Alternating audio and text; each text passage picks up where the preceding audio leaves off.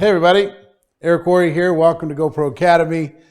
And this week I want to start a series. Over the course of the next 4 or 5 weeks, I want to start a series dealing with the idea of objections. When objections show up in your business, because it's something, when I first got involved in network marketing, it was something that was paralyzing to me. If people didn't automatically love what I had to say, if they threw up some objections, I really struggled with that. And I went through 3 phases. When somebody says, I don't have the money, and somebody says, I don't have the time, I'm not a salesperson, I don't like network marketing, it's not, you're involved in something illegal, whatever the objection was. I went through 3 phases in my network marketing career. You'll probably go through the same 3 unless you kind of really adopt this training that I'm going to be covering over the course of the next half dozen weeks or so. But phase 1 was to believe them and run away. That was my first phase. Is they said they don't have the time. Okay, I believe you. You don't have the time, and I would run away. Okay, I adopted this philosophy of some will, some won't, so what? If they gave me an objection, it meant that they were not interested, I'm gone. And I would run, literally. Somebody says, I don't have the money, got it, don't have the money, gotta go. I'm not a salesperson, well, if you're not a salesperson, it's gonna be hard to succeed, gotta go, right? Not a leader, okay, you're not a leader, gotta go. And I would run away, and I spent an incredible amount of time running away from high quality people that still had an interest in my business, but I wasn't professional enough to see past the objection and to not run away. See, amateurs and posers, they run away.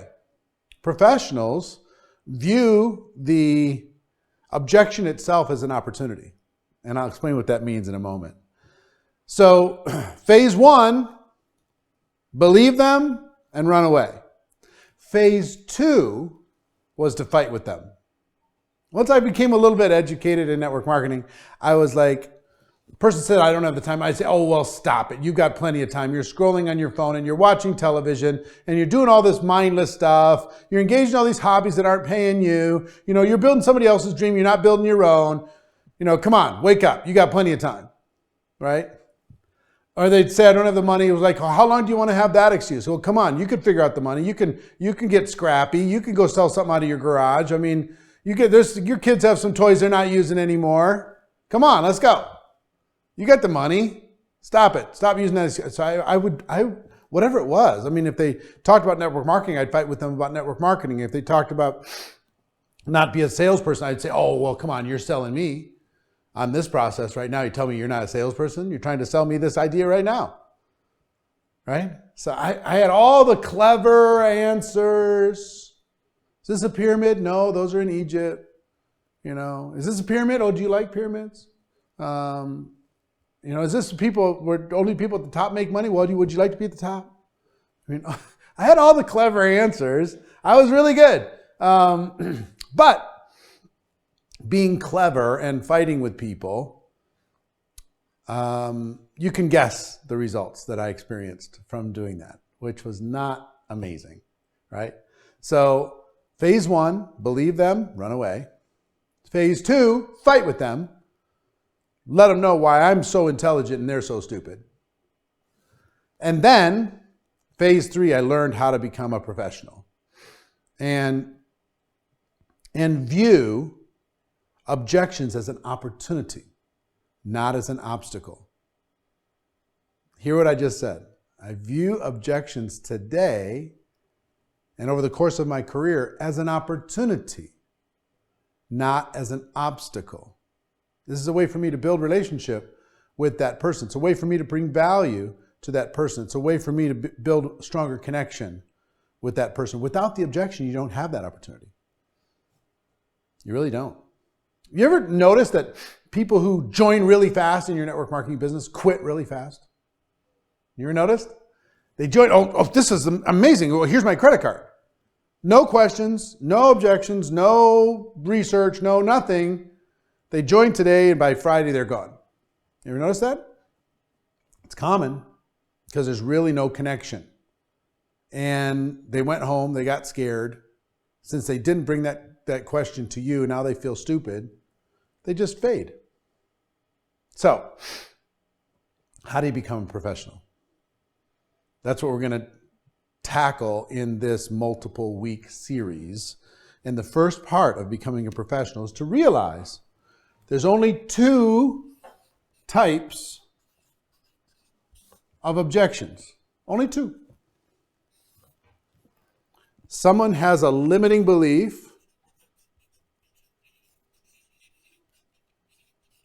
about themselves, or they have a limiting belief about network marketing. That's it. One of those 2. They say, I don't know if it's legal.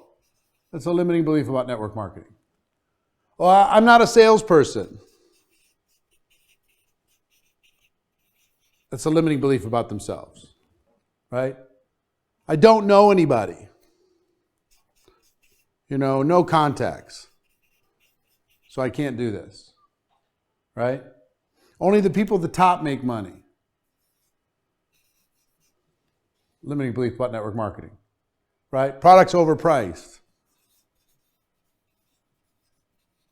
Limiting belief about network marketing. You don't have the time, don't have the money, right? Not a leader. So limiting belief about themselves, a limiting belief about network marketing.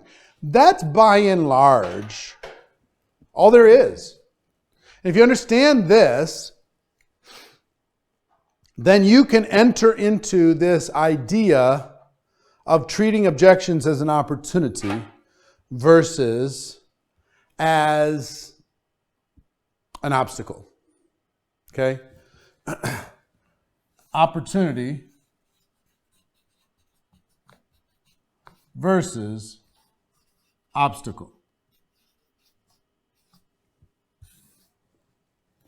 And one of the biggest things that I will leave you with today is, first of all, decide that you're going to be a professional. But second, what's the common thing between these two types? A limiting belief. A limiting belief. They've bought into some story that isn't real. They've bought into some mindset that doesn't serve them. They bought into something that isn't in their best interests. So in order to help a person pass the limiting belief, let's say you talk to your child and your child says, I'm afraid of the dark because there's monsters in the dark, right? That's a limiting belief. It's something that's going to limit them, something that's going to fill them with fear. Do you scold your child and say, grow up, it's just the dark. There is no boogeyman. You can do that. That's one approach. You can do that. But I think it's better if you have compassion. Compassion for the person who is struggling with a limiting belief, that they're not enough or the model won't work for them. And as soon as you shift from scolding, even in your mind, to compassion, helping a person past a limiting belief, that regardless of if they join you or not, they're not going to have this limiting belief control them any longer. If you have compassion for the prospect, you're going to move forward faster. You're going to build more connection. You're going to build more rapport. You're going to build more understanding. You're going to build better relationship. And from better relationship is going to come more people deciding to work with you. More people at least deciding to become educated. What's our job in sharing our opportunity with people? Is education and understanding. That's our job. Our job is not for them to join and become a customer. It's not for them to become a distributor. Our job really, underneath all of this, is for a person to become educated about what we have to the point that they understand it. And if they understand it, they'll either say, this is for me or it's not. I'll give it a try or I won't. But how many of your prospects really understand what you do? How many of them really understand the power of network marketing? How many of them really understand the power of what they could do themselves? How many people understand the benefits of our profession? Very few. But guess what objections do? They open the door to help you take a blind person and help them see. They're your best tool to helping blind people see, educating uneducated people. Okay? So this is the first step, understanding 3 phases. Believe them, run away, fight with them, or become a professional. 2 types of objections, and objection becoming an opportunity versus an obstacle. The way to do that is through compassion for that prospect, to educate people to the point that they understand what it is that you have. Okay?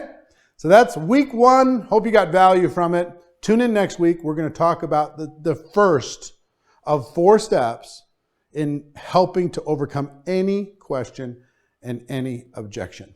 I'll see you next week.